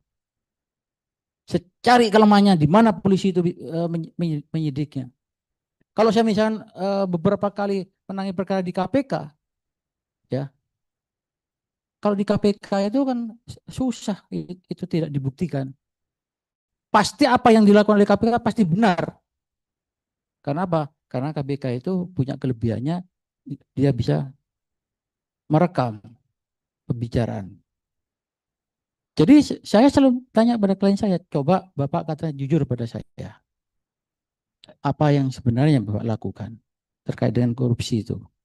Dia cerita. Maka saya selalu mengatakan, udah Pak, Bapak ngakui aja semua perbuatannya. Saya begitu. Udah Pak, sampaikan aja pada penyidiknya. Bapak tuh baik orangnya. Pasti tanya, gimana Pak Trisno ngomongnya apa tentang saya? Bilangnya, salam dari Pak Trisno, Bapak adalah orang yang baik dalam meriksa. Gitu. Jadi nanti pemeriksa juga enak. Pada saat persidangan, udahlah ngaku aja semua. Saya begitu. Nanti kalau kita mengaku justru apa? Putusannya ringan. Dan tidak perlu blow up di media. Seorang advokat itu kan harus membela demi kepentingan kliennya, bukan mencari popularitas. KPK itu nggak suka popularitas. Jadi kalau kita ngajarin klien kita, udah harus mau begini, tambah berat putusannya. Kasihan kan? Kita harus tahu. Jadi di dalam menangani satu perkara harus pakai strategi. Nah, pakai strategi. Kalau memang kliennya salah, ya sudah. Kalau saya begitu, akui aja. Buat apa? Nah, ternyata tadi saya cerita, saya sebagai konsultan hukum di satu departemen besar, kalau banyak kasus korupsi yang saya bebaskan, bukan karena saya bermain suap dengan hakim. Bukan. Saya sudah selalu ngomong pada jaksa, Pak, Bapak salah. Dalam melakukan penyidikan salah. Oh, gak bisa Pak Trisno. Oke. Bapak sebagai teman dengan saya. Saya sebagai teman, saya menyampaikan pada Bapak. Oke, silakan. Sidang di pengadilan tipikor. Saya eksepsi, itu gampang. Memang dia salah kok. Diputus bebas. Dikabulkan eksepsi saya. Karena memang benar secara hukum. Secara hukum loh ya. Berarti jaksanya keliru di dalam menerapkan pasal dan tuduhannya itu tadi. Bukan karena saya bermain suap. Demikian juga di dalam perkara perdata. Saya ini banyak dipakai oleh perusahaan-perusahaan asing. Perusahaan asing itu tidak suka bermain suap. Perusahaan asing itu yang diutamakan adalah advokat yang berintegritas. Ini ingat-ingat ya. Tetapi banyak pejabat di Indonesia merasa bahwa perusahaan asing itu banyak modalnya. Betul memang. Perusahaan asing itu pasti banyak modalnya. Tetapi kalau bicara tentang penegakan hukum, mereka tidak mau bicara tentang harus bermain suap menyuap. Suatu saat, saya tidak perlu saya sampaikan ya, perusahaan asing apa ya, saya bela. Ada advokat yang menggugat perdata perusahaan asing itu. Yang benar sebenarnya perusahaan asingnya. Itu ada tagihan sebenarnya, tapi nggak bisa membayar. Cari advokat, alasan pencemaran nama baik dan sebagainya digugat di pengadilan negeri. Perusahaan ini datang pada saya, lihat sebenarnya kami Pak justru yang punya invoice Pak sekian miliar Pak, tapi dia nggak mau bayar Pak. Oke, Ada semua Pak, bukti pengiriman barangnya, tagihannya ada. Saksinya banyak Pak. Oke, kita sidang di pengadilan. Nah, dia lawan perusahaan klien saya penggugat. Saya kira kompensi. Di persidangan itu saya gugat balik. Sesuai dengan berapa besar tagihannya itu tadi. Nah, memang saya bisa membuktikan semua kan. Bukti tertulisnya ada, saksinya juga ada. Sampai pada akhirnya kesimpulan putusan. Saya dipanggil sama hakimnya melalui paniteranya. Pak Trisno ditunggu oleh ketua majelis hakim. Oke, saya temui. Baik Pak. Jadi bagaimana Pak? Oh, Pak Trisno, saya selalu mengikuti persidangan memang benar. Gugatan balik Pak Trisno memang benar. Terima kasih Pak. Bapak dengan saya. Oke. Terus Pak Trisno gimana? Ini ada 3 orang majelis ini Pak Trisno. Oh iya saya tahu Pak, 3 orang majelis. Ada duitnya enggak? Ada dananya? Saya bilang, Pak, saya sebagai advokat Indonesia, saya punya harga diri. Klien saya ini memang banyak duitnya, perusahaan besar Pak. Tapi dia perusahaan asing. Bagaimana saya akan berbicara bahwa minta suap pada saya, pada klien saya? Saya tidak punya keberanian untuk bicara Pak. Ini karena menyangkut harga diri juga, harga dan martabat saya sebagai advokat Indonesia. Atau dengan kata lain, saya akan bicara kepada klien saya, kalau memang nanti disetujui, apakah Bapak mau nanti mengeluarkan kwitansi sudah diterima dari PT ini uang sebesar 5 miliar untuk keperluan operasional hakim. Bapak tanda tangan, bersedia? Kalau bersedia, saya serahkan. Saya akan ngomong. Atau nanti biar dari pihak bagian legalnya datang ke Bapak. Enggak mungkin lah Pak. Ya udah, Bapak tahu kan. Perusahaan itu haknya dia hanya membayar saya, honor saya. Tapi untuk uang-uang yang sebagainya enggak ada Pak itu Pak. Udah, saya biarin aja. Saya tahu, enggak mungkin enggak diputus menang. Karena memang posisi hukum klien saya benar. Paling-paling kan begini, nanti tunda seminggu, dua minggu, tunda sebulan, biarin aja. Saya sudah bilang pada asisten saya, kamu aja yang sidang. Saya sudah tahu, diputus pasti menang, tapi ditunda-tunda, biasa itu. 4 kali tunda. Kan nggak mungkin sampai 3 bulan. Benar, diputus, gugatan rekomendasi saya dikabulkan tanpa memakai uang rupiah pun. Itulah yang tadi saya katakan. Sebagai seorang advokat, saudara harus berkualitas. Sebagai seorang advokat, saudara harus siap menghadapi tantangan semacam itu. Bukan saudara kemudian larut bermain suap dengan oknum hakim. Tidak begitu. Jadi saya katakan, cara untuk menghadapi tantangan-tantangan itu adalah saudara harus menjaga kualitas diri saudara sebagai seorang advokat. Pasti saudara menang. Itu caranya. Itu ya Pak. Pak Sutrisno, Ya. izin Pak, kita ini mendengar sesuatu yang luar biasa nih hari ini Pak. Keluar dari semua ini nih menjadi suatu praktek buat kami yang sudah diimplementasikan Bapak lewat pengalaman hidup itu luar biasa Pak. Izin ya Pak, mau tanya Pak bagian terdalamnya. Selama menjalani profesi advokat ini, seberapa sering Bapak ketemu lawan yang main 2 kaki menawarkan sesuatu Pak? Supaya Bapak kalah atau minta sesuatu dari Bapak supaya dia kalahkan. Ada nggak ketemu pengacara-pengacara lawan yang seperti itu Pak? Ada. Ya enggak banyak kan dia tahu watak saya kan Pak. Enggak mungkin lah. Ya, ngomong ya tertawa aja saya. Oh ya, oh, oh gitu ya, saya begitu aja. Gila pas saya mengikuti, itu kan menyangkut integritas saya, menyangkut nama saya, nggak mungkin saya mau. Ada ya ini ceritanya. Sampai jam berapa sih kita? Lama nih. Iya ya, oke oke. Jadi gini, ini cerita ya Pak Johan ya, cerita. Suatu saat saya ngadepi klien saya itu pengusaha Pak. Banyak yang ditipu miliaran, puluhan miliar. Dia datang ke saya. Saya bilang, Bapak harus membayar hutang-hutang itu. Saya nggak ada duit, Pak. Loh, Bapak nggak punya aset? Ya ada, Pak. Loh, kalau begitu ya Bapak saya pilotkan. Nggak bisa dong. Bapak, orang punya hutang kan harus bayar hutangnya. Cuma persoalannya kalau hutangnya bisa bayar 100%, yang penting ada asetnya. Yaitu yang jadi pilotkan. Nggak bisa Pak, nanti harga diri saya sebagai pengusaha. Oh ya sudah, silakan cari advokat lain. Banyak ribuan kok advokat. Ternyata pada akhirnya balik dia. Balik, ya udah Pak Trisno. Saya minta bantuan Pak Trisno sudah. Saya sudah nggak simpati. Cara saya nolak, saya naikkan 300 kali honor saya. Harapan saya orang ini nggak usah pakai jasa saya. Ternyata dia mau. Nggak bisa kan kalau sudah mau kan nggak mungkin saya tolak. Oke, saya ajukan pilot. Ya memang dalam perjalanannya dia masih baru bayar honor saya 25%. Yang 75% tuh berapa ratus juta nggak dibayar. Ya sudahlah, itu memang bukan rezeki saya dari Tuhan.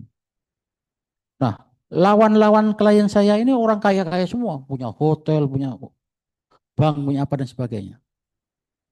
Nah, lawan-lawannya itu ingin ketemu saya. Saya izin dulu dong sama klien saya. Saya ini hanya dibayar 25% loh ya, sebelum putusan perkara ini. Saya minta udah dia keberatan, ya sudahlah, memang bukan rezeki saya. Saya sampaikan pada klien saya, Pak itu lawan Bapak ingin ketemu saya. Ya bagaimana Pak? Oh nggak apa-apa, silakan Pak Trisno. Bapak temui aja. Oke? Saya izin dulu ya Pak, saya temui. Pengusaha saya temui. Ya ujung-ujungnya Pak Trisno, tolonglah saya dibantu Pak, gimana nanti. Saya bilang begini, Pak, advokat itu punya harkat dan martabat. Advokat itu punya etika profesi, Pak. Saya sebagai advokat punya harga diri. Kebetulan saya kali ini membela orang yang salah. Tapi hukum pasti membela orang yang, hukum itu pasti memihak yang benar.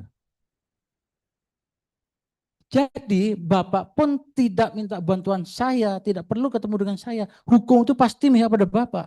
Karena Bapak Ibu sekalian itu adalah orang yang benar. Tolong bagaimana?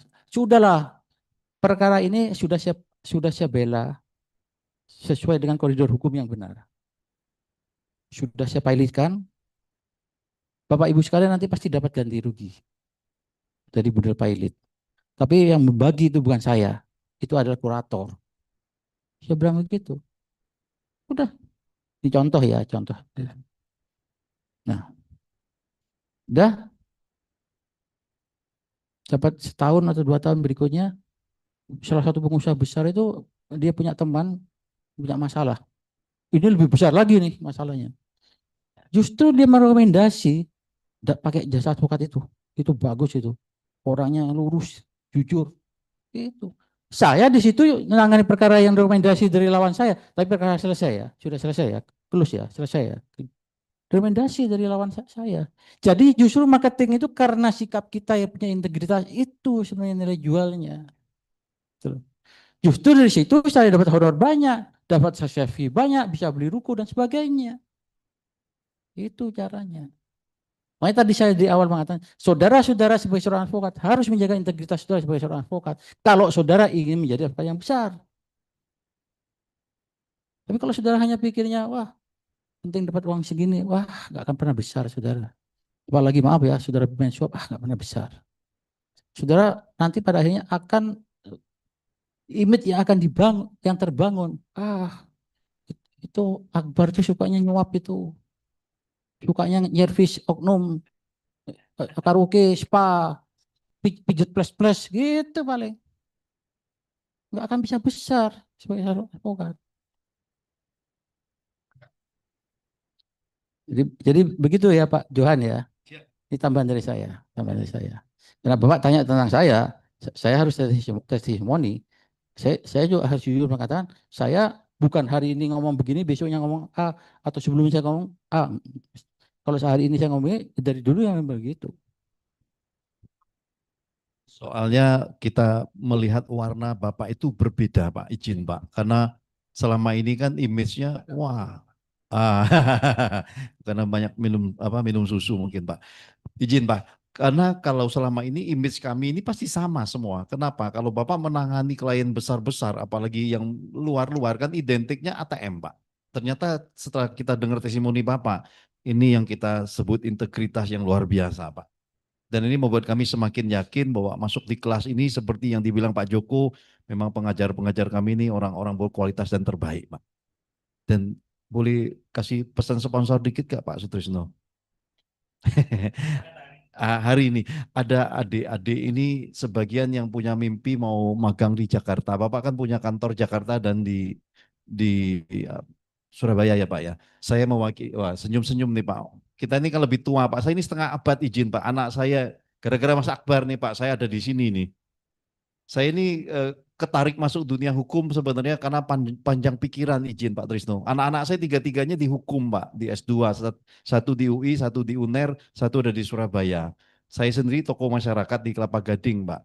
Memegang ya satu RW yang saya perbaharui secara transparan Pak. Akhirnya RW itu bisa punya berapa ratus juta, saya bisa beli mobil sampah yang semua bertanya kok ada duit. Ya seperti Bapak bilang rezeki datang dari atas, selama jujur pasti akan kelihatan hasil kerjanya. Jadi saya itu masuk dunia hukum buat jaga-jaga dapat pesan orang-orang hebat. Gitu. Yang kedua, saya melihat maaf ya Pak izin ya, yang lihat naik ke meja tuh saya sering lihat acara-acara hukum kita itu kok tidak pada koridor yang sopan santun, tidak ada nuansa hukum yang profesional nampak di TV yang disiarkan tuh yang ada tuh orang-orang teriak-teriak itu loh, yang sebenarnya itu di pasar banyak itu loh Pak. Saya merasa terpanggil masuk di dunia hukum ini untuk mengembalikan seperti yang tadi Bapak sampaikan ke kami bahwa profesi advokat ini harkat martabatnya tinggi, cuma sayang saat ini nih tidak pada tempat yang bagus di mata masyarakat. Mungkin ini yang membuat kami terpanggil dan ini adik-adik ini kepengen kalau bisa magang. Saya rasa ini mentor yang terbaik ya. Tuh, ngangguk semua Pak. Izin Pak, nggak ada suapan apa-apa. Ini murni saya yang memang tergerak menyampaikan aspirasi adik-adik ini. Dan kalau mau diangkat yang tua-tua model Akbar itu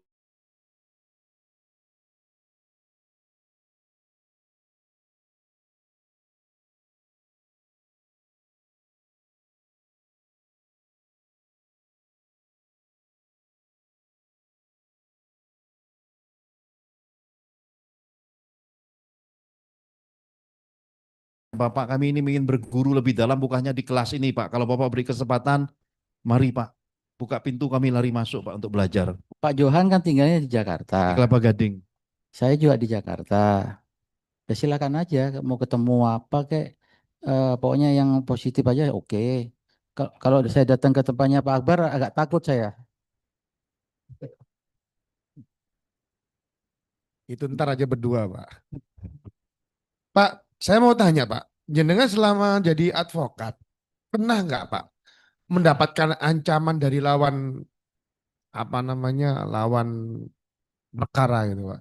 Karena saya pernah sebelum saya jadi akan menjadi advokat, saya masih cuman seorang pendamping.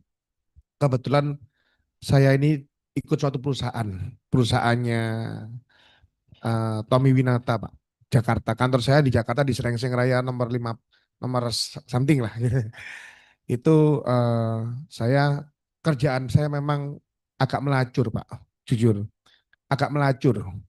Ya, saya dekat sama beberapa teman-teman gitu loh, sama teman-teman dari Bea Cukai, dari kepolisian.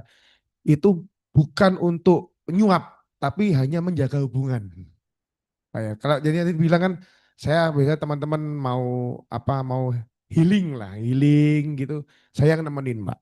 Saya yang memfasilitasi memang dari Big Boss seperti itu.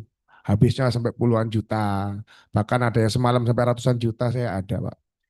Cuman eh, saya selama ini pernah belain teman saya kasus advokat itu lawannya itu ya maaf Pak ya, kok kayaknya nggak punya ilmu, bisa-bisa dia tuh SH-nya beli Pak.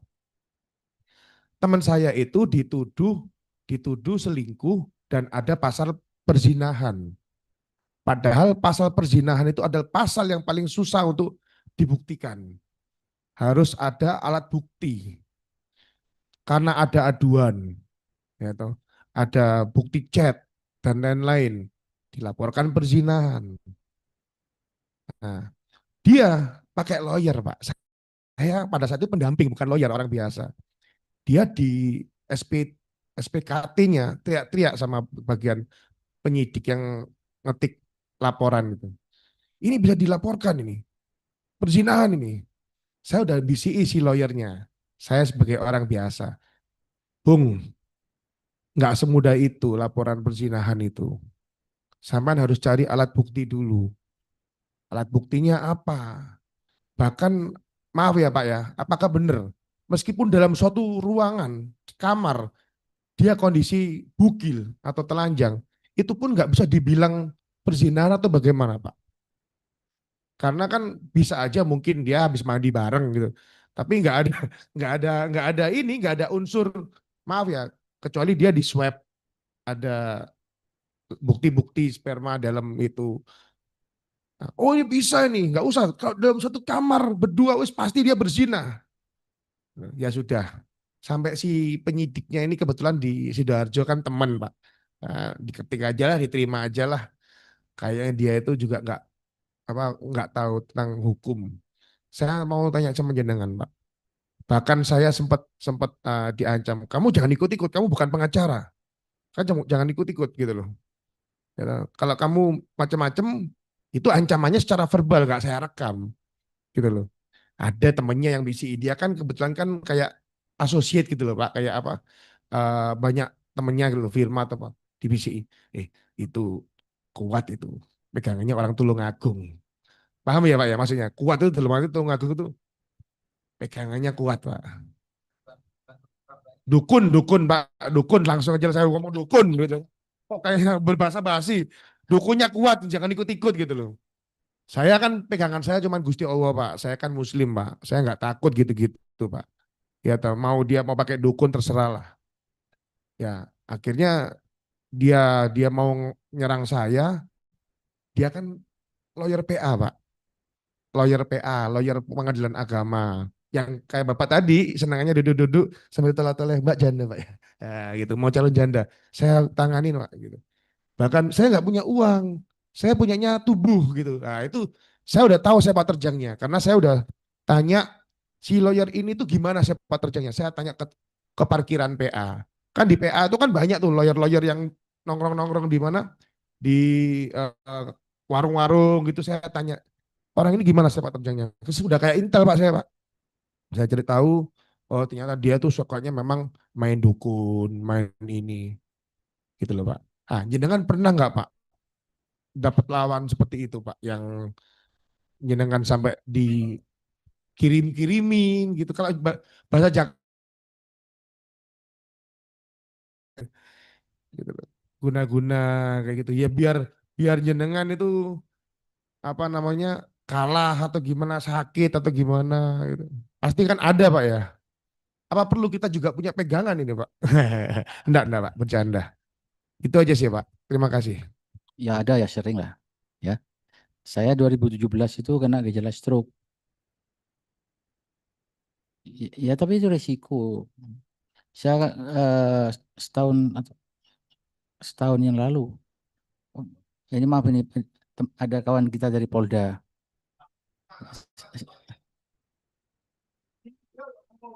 Ya, enggak, karena ini ada kaitannya dengan ada kaitannya dengan Pak Tony Hermanto, Pak Kapolda ketika itu dia ngotot pakai di Reskrimsus menuduh eh,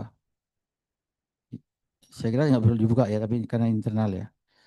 eh, PT Gelora Jaya yang punya gedung Wismilak itu, saya kan kuasa hukumnya Wismilak sudah puluhan tahun. Dituduh oleh Krimsus Polda Jawa Timur melakukan korupsi. Saya tahu betul eh, pemilik Wismilak itu orangnya yang lurus. Ya, Jalan Dr. Sutomo Raya Darmo 3638 Surabaya.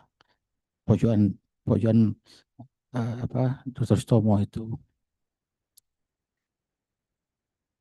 Ya saya lawan.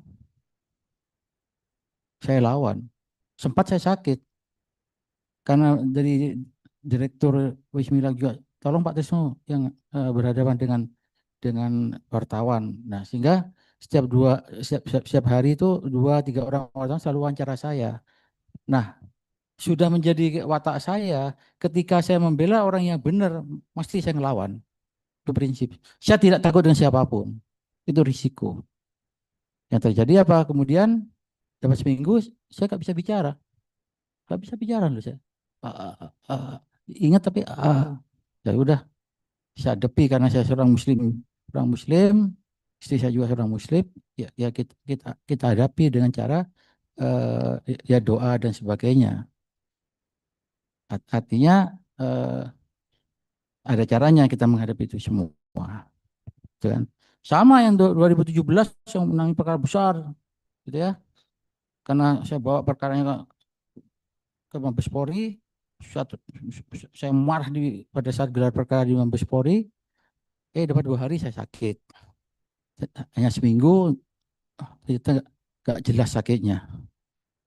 Tapi itulah yang terjadi. Saya merasa memang dibuat. Tapi sudah risiko, bukan berarti kemudian saya menjadi takut. Enggak. Rasanya saya juga nggak percaya kok masa di zaman modern ini ada kayak begituan, tapi faktanya terjadi. Ya, faktanya terjadi. Tapi itulah risiko bagi saya. Ya kan? Mungkin materi juga nggak itu banyak, tapi kan ini adalah kepuasan batin ketika kita membela klien kita. Kan di situ. Satu kartu asnya sebenarnya Pak. Dan kebetulan kan teman-teman Hotel Horeca ya, Horeca se-Jawa Timur ini saya kenal Pak, hotel restoran kafe. Nah, saya sudah sebar ke teman-teman GM orang F&B, Pak GM hotel. Akbar, ini materinya saya sudah disomasi sama moderator. Ini Enggak, tadi katanya kan waktunya lama, kita sharing-sharing Pak. Jadi monggo. nanti setelah ini masih ada Bu Titi ya. Nanti saya dikira oh 1/2 jam ya? Hah? Sekarang jam berapa? Masih jam 2.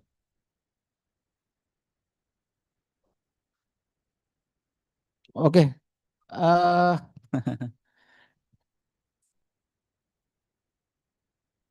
jadi yang berikutnya unsur dari profesi itu harus ada kewajiban merahasiakan informasi eh, dari kliennya, dan advokat harus dilindungi haknya di dalam merahasiakan kliennya. Jadi di dalam pasal 15 dan pasal 16 Undang-Undang advokat itu punya hak imunitas, hak kekebalan. Tidak bisa dituntut ketika dia menjalankan profesinya yang dilakukan dengan etikat baik, baik di dalam maupun di luar persidangan. Itu pasal 15 dan 16. Tapi itu bukan berarti seorang advokat itu kebal hukum. Kalau dia misalnya terkena kasus lakukan tidak berdasarkan narkoba, ya tetap kena, tetap bisa. Maksudnya ini terkait dengan jalan profesi. Dengan catatan harus dilakukan dengan itikat baik.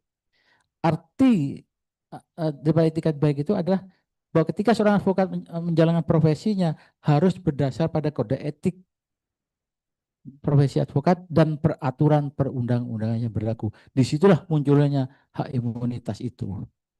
Tapi kalau tidak dilakukan dengan etikat baik nggak bisa. Tidak berlaku hak imunitas itu. Jadi jangan kemudian digeneralisir bahwa setiap advokat itu kebal hukum. Enggak. Ketika dia misalnya berselingkuh begitu ya, Pak Akbar ya, enggak bisa dikatakan kebal hukum. Jadi harus dipahami tentang hak imunitas itu tadi. Oke, lanjut. Saya akan sedikit menjelaskan ya, 5 menit ya, tentang kewajiban. Lanjut, tentang kewajiban. Oke, lanjut terus.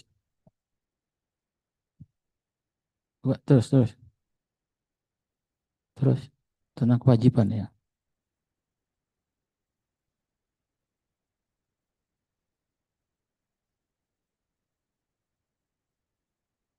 Nah, ini penting ya.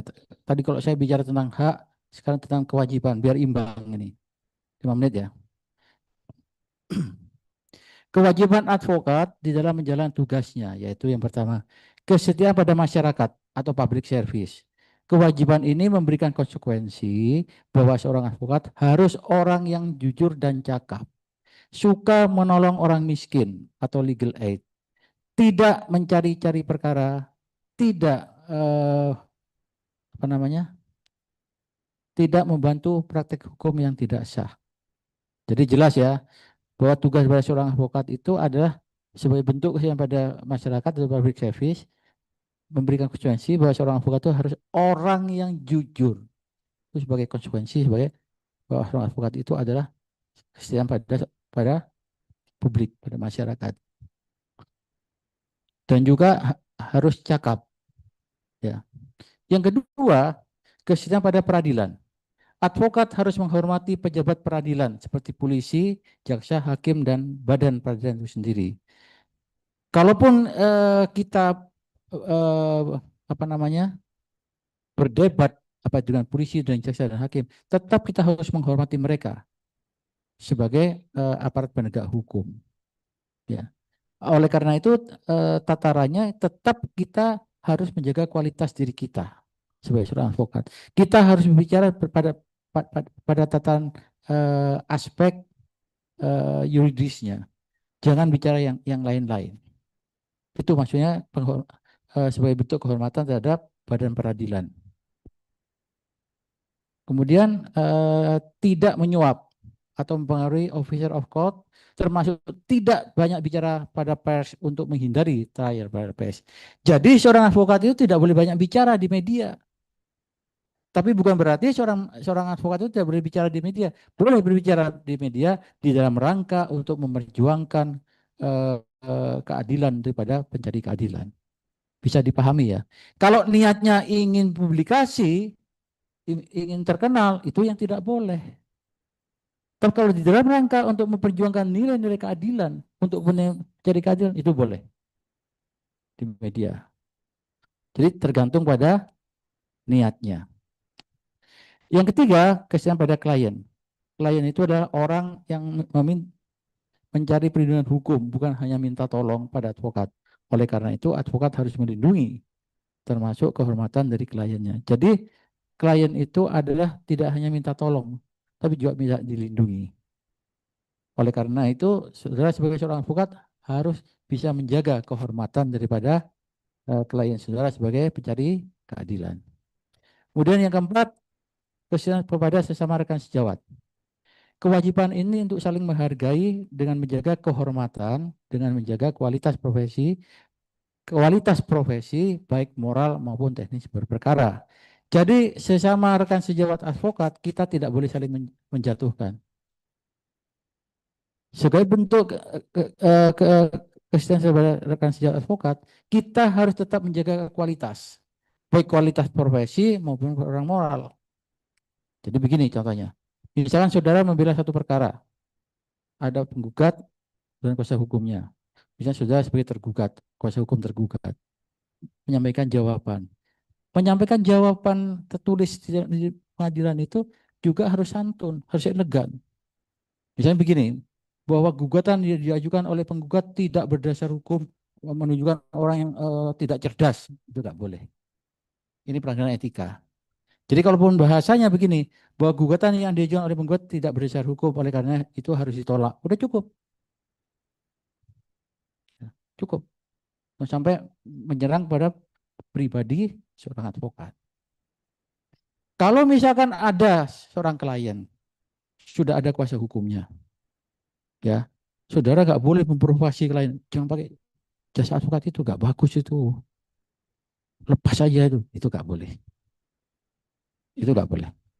Kalaupun ada klien sudah ada kuasa hukumnya, tapi dia tidak puas atas klien si advokat ini, datang pada saudara, maka saudara wajib bertanya, apakah sudah ada kuasa hukumnya? Tapi saya nggak puas Pak. Saudara harus mengatakan pada si klien itu, harus tanya, apakah hak-hak dari si advokat itu sudah diselesaikan? Honornya dan sebagainya. Jangan udah lepas saya, cabut aja, beri pada saya. Itu nggak boleh. Itu pelanggaran etika. Ya, itu pelanggaran etika.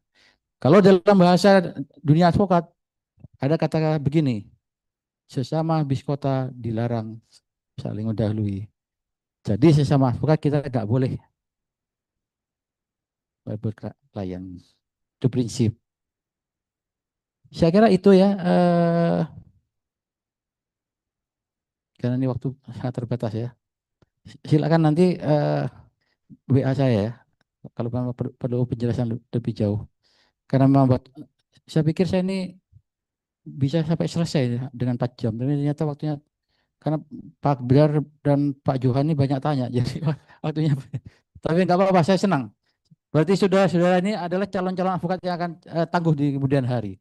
Harus harus kasih plus dong.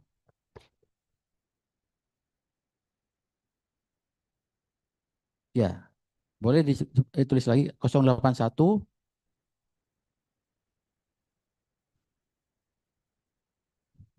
132 54 55.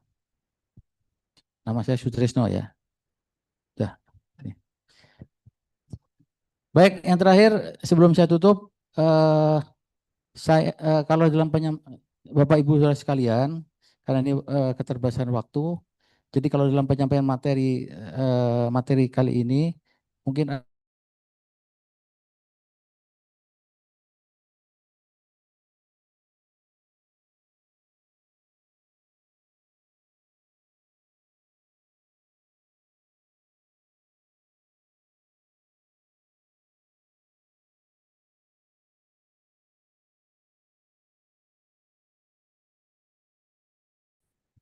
setelah itu sudah memenuhi syarat, diangkat menjadi advokat oleh DPM Pradi, maka Bapak Ibu saudara sekalian adalah menjadi rekan sejawat saya sebagai advokat.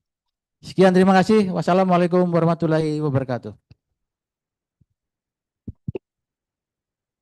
Baik, terima kasih Bapak Sutrisno atas ilmu dan diskusi yang telah diberikan pada siang hari ini. Semoga bermanfaat ilmunya bagi kita semua. Dan mohon maaf jika ada salah kata. Wassalamualaikum warahmatullahi wabarakatuh.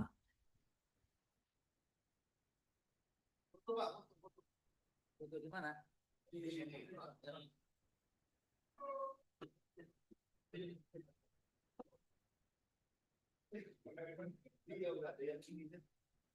Balik kapan?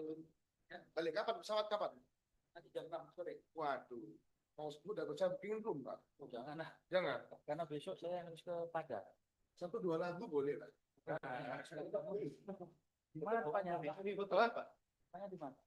Di ini apa Libra KTV. Nanti BLB aja Pak, nanti Pak. Next trip aja Pak. Kalau Jakarta boleh Pak. Nanti saya kawal Jakarta. Di Pekalongan banyak. Jadi makamnya sampai ke Jakarta. Ya.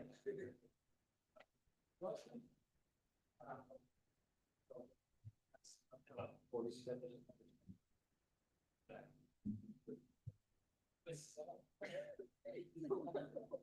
agak yang Pak. Tangan bisa pakai CCTV kalau. Enak Pak. Oh gitu. Ini aja abang tarik kiri tahu enggak? Aduh.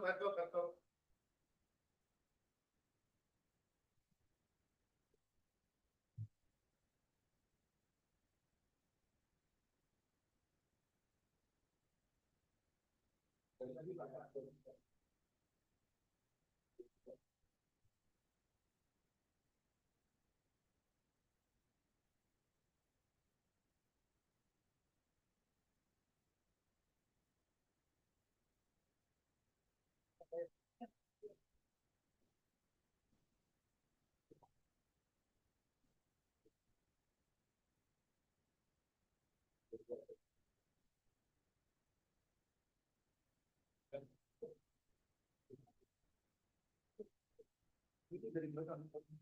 Itu dari ini. Saya sudah coba. Di dekat bandara, dekat itu. Kemudian lah. Pokoknya kalau lagi pergi kemarin udah awal Mungkin mau ini Pak, mau dibuat dulu lagi mulai. Apilit. Berdagang di mana? Di